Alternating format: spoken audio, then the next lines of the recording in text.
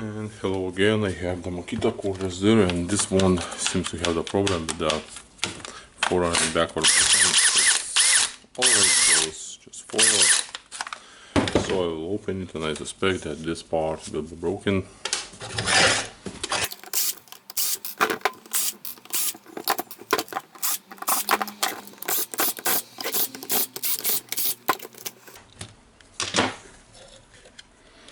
And yep, we can see the difference in the old and new one.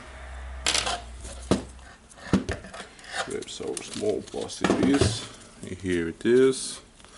I will just blow out some dust with a compressed air here. And it's not the first time that I see that this screw in the gear axle is loose for this drill. Okay, need some more air here. Okay, got the dust out, so now we can put the gear axle and the motor back in place. Same as here, of course, putting the new part for the switch.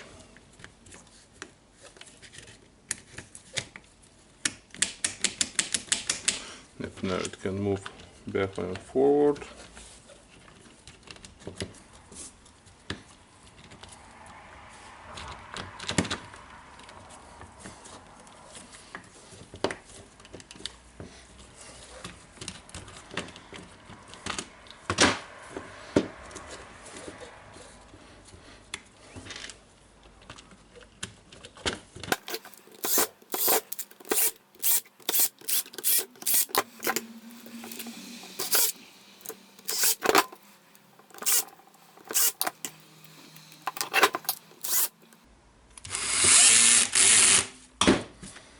Okay,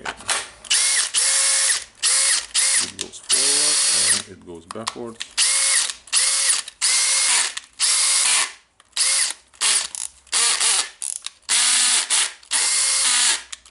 Okay, so it's good. It was a really simple repair.